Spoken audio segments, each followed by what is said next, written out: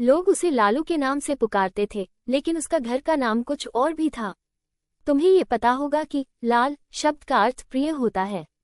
ये नाम उसका किसने रखा था यह मैं नहीं जानता, लेकिन देखा ऐसा गया है कि कोई व्यक्ति यूं ही सबके प्रिय बन जाते हैं। लालू भी ऐसा ही व्यक्ति था। स्कूल से पास होकर हम कॉलेज में दाखिल हो गए। लालू ने कहा, भाई अब मैं रोजगार करूंगा। इसके बाद अपनी माँ से 10 रुपए मांगकर उसने ठेकेदारी का काम करना शुरू कर दिया। हम लोगों ने हंसकर उसका मजाक उड़ाते हुए कहा, 10 रुपए से भला कहीं रोजगार होता है? अगर इतनी पूंजी से रोजगार होता तो सब कर लेते। लालू ने कहा, मेरे लिए इतना ही काफी है। वो सबके लिए प्रिय था, इसलिए उसे काम मिलते देर न लगी। कॉलेज से लौटते वक्त रोजाना हम उसे रास्ते में सिर पर छाता लगाए हुए कुछ मजदूरों के बीच अपने काम में संलग्न पाते थे। हम लोगों को देखते ही चिढ़ाते हुए वो कह उठता था, अरे जल्दी जल्दी कदम बढ़ाकर जाओ, वरना परसेंटेज में कमी आ जाएगी। गांव की पाठशाला में जब हम एक साथ पढ़ते थे, तभी से वो मिस्त्री का काम करने में चतुर था। उसके बस्ते में एक नहनी, एक छुरी, एक छोटी हथौड़ी, एक घोड़े की नाल और एक छैनी हर वक्त रखी रहती थी। इन चीजों का संग्रह उसने कब और कैसे किया यह मैं नहीं जानता, लेकिन ऐसा कोई कार्य नहीं बचा था जिसे वो इन सामग्रियों से न कर सके। स्कूल के सभी साथियों का छाता मरम्मत, स्लेट का फ्रेम ठीक करना, खेलकूद के समय पाजामा या कमीज को सी देना, इसी तरह वो बहुत से काम किया करता था। किसी भी कार्य के लिए इनकार उसने कभी नहीं किया। इसके अतिरिक्त भी नाना प्रकार की चीजें बनाया करता था। एक बार छठ के मेले के समय 2 आने का रंगीन कागज और मिट्टी के प्याले खरीदकर न जाने क्या क्या बनाकर उसने गंगा के किनारे बैठकर उन खिलौनों को 2.5 रुपए में बेचा था। उस मुनाफे की रकम में से उसने हम लोगों को चिनिया बादाम खिलाया था। इसी तरह दिन गुजरते गए और हम क्रमशः बड़े होते गए। जिम्नास्टिक खेल लालू सबसे अधिक तेज खेलता था। उसके बदन में जैसी ताकत थी वैसा ही साहस था। डरने का नाम उसने कभी नहीं सुना था। कोई भी आकर बुलाए उसके यहाँ चला जाता था। प्रत्येक की विपदा के समय सबसे पहले वो जाकर हाजिर होता था। अगर उसमें कोई ऐप था तो एक यही था कि मौका पाने पर डराया करता था। चाहे कोई भी क्यों न हो, बच्चा बूढ़ा, उसके लिए सब बराबर थे। हम तो समझ ही नहीं पाते थे, लेकिन वो न जाने कैसे ऐसे विचित्र उपायों को खोज डालता था। आज उसकी एक कहानी सुना ही दूं। पड़ोस के मनोहर चटर्जी के यहाँ काली की पूजा हो रही थी। ठीक अर्धरात्रि के समय बकरा बलिदान होना था, लेकिन बलि देने वाले लोहार का कहीं भी पता नहीं था। देर होते देख कई व्यक्ति उसके यहाँ गए तो देखा लोहार के पेट में काफी दर्द है और आने में बिल्कुल असमर्थ है। लौटकर आकर लोगों ने खबर दी। खबर पाते हो सबके सब सिर पर हाथ रखकर बैठ गए। इधर बिना बलिदान किए पूजा अधूरी रह जाएगी। अब इतनी रात को दूसरे आदमी की तलाश कहाँ की जाए? इस साल अब देवी पूजा ठीक ढंग से नहीं हो पाएगी।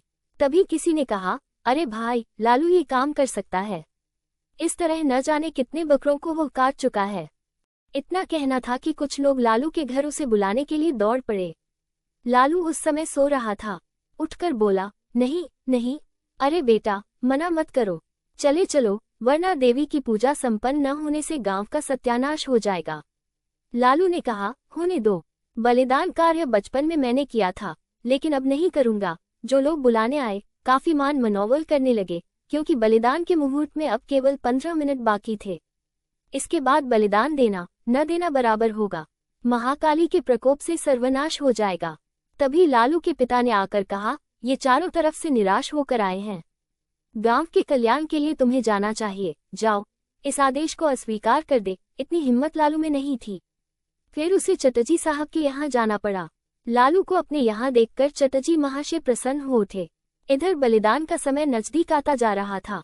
जल्दी से बकरा लाकर उसे माला सिंदूर पहनाया गया, फिर कटघरे में उसका सिर रख दिया गया। पूजा देखने के लिए आई हुई भीड़ जय काली माता की जय का नारा लगाने लगी।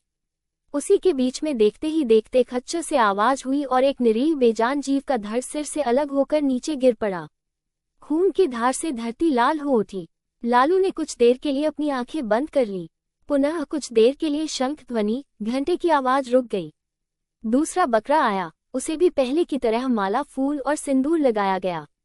इसके बाद भक्तों द्वारा जय काली माता की आवाज गूंजी और लालू का दाव एक बार पुनः ऊपर उठा और फिर एक बार आखिरी बार तड़फड़ाते हुए बकरा समस्त भक्तों के विरुद्ध न जाने कौन सी फरियाद करते हुए शांत हो गया।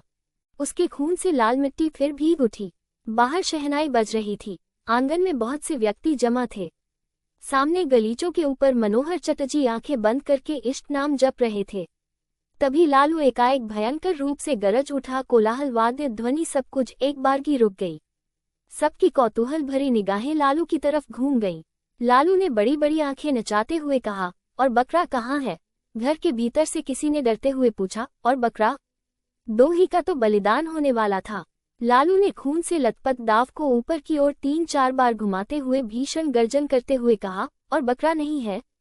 यह नहीं हो सकता, मेरे सिर पर खून चढ़ गया है। लाओ बकरा, वरना मैं आज जिसे देखूंगा उसी का बलिदान करूंगा। नर बलि, जय भवानी की जय, माता काली, कहता हुआ इधर से उधर उछलने लगा।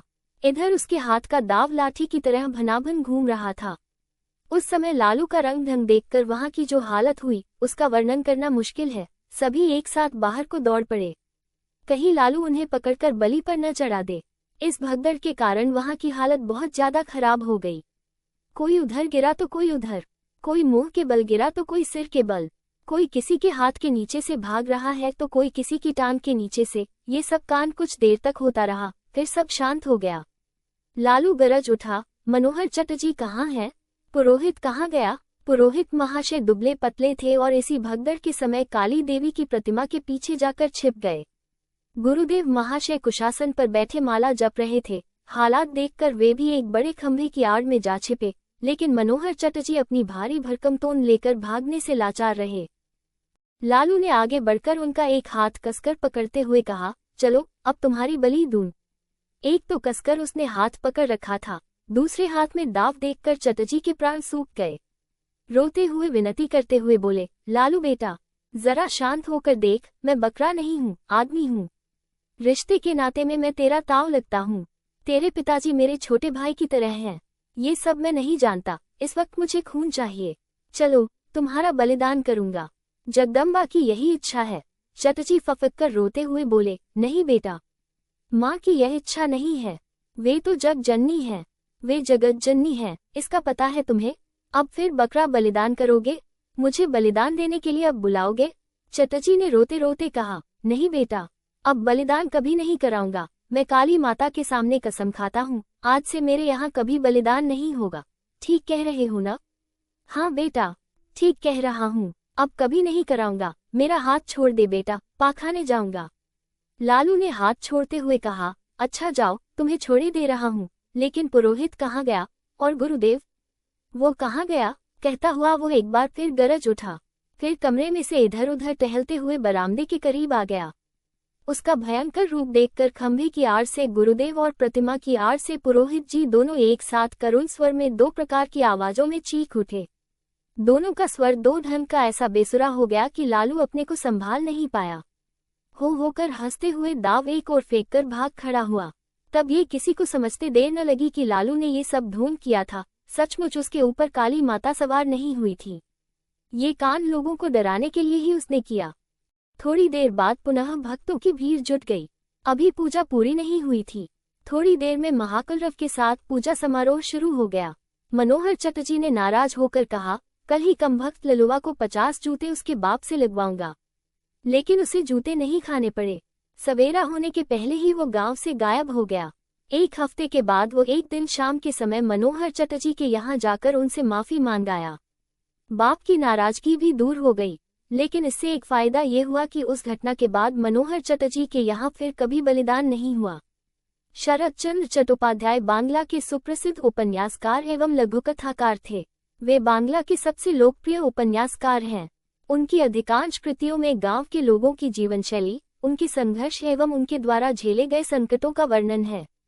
इसके अलावा उनकी रचनाओं में तत्कालीन बंगाल के सामाजिक जीवन की झलक मिलती है। दोस्तों, देश विदेश के और भी महान लेखकों की कहानियों, उपन्यास आदि को सुनने के लिए हमारे चैनल को सब्सक्राइब और लाइक करें। धन्यवाद।